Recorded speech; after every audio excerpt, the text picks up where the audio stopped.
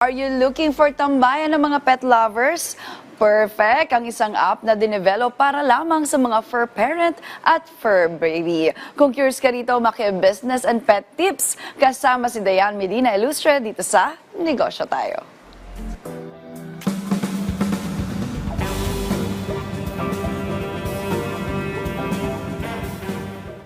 Hindi lamang basta pets ang turing natin sa mga alaga nating hayop, kundi sila rin ay parte na ng ating pamilya.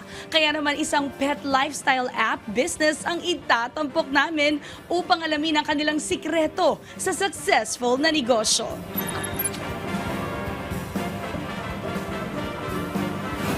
Originally, we're a web and app development company. And then, ang main app na dinevelop namin ngayon ay yung Unleash. We're a startup company.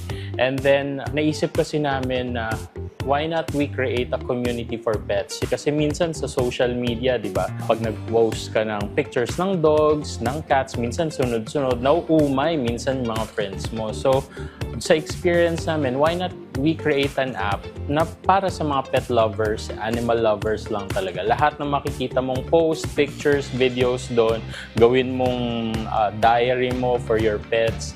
Meron din kaming animal. It's a e-commerce shop na binuksan namin and we're the ones fulfilling the orders. Ang struggle namin, since maliit lang yung company pa namin, tapos limited yung resources, paano namin ipapakalat? Since bago pa nga lang din yung app, it's a continuous development ng app. Pag-receive namin ng mga feedback from the users, tapos limited lang din yung tao namin, minsan mahaba yung process eh. So we're trying our best to make sure that the user experience will be great then once they download the app, limited yung bugs or if may bugs man, masusolusyonan agad. Bukod dun sa social media app kami, it's a lifestyle app, meron din kaming on-ground efforts to create a real community. We want to make sure that the community is not just virtual, but also in real life.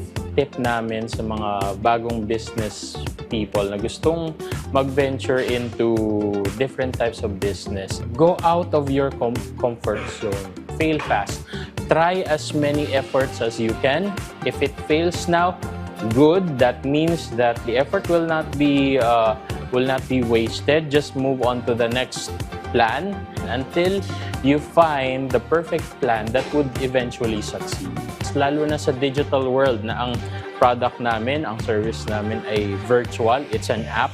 Mabilis ang takbo ng technology, mabilis ang development ng industry natin. So, if you fail fast, you will also succeed faster.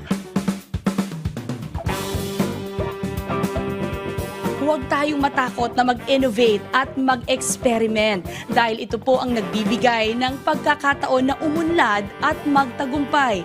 Yan po ang aral na ibinahagi sa atin ng business owner na si Sok Sakay.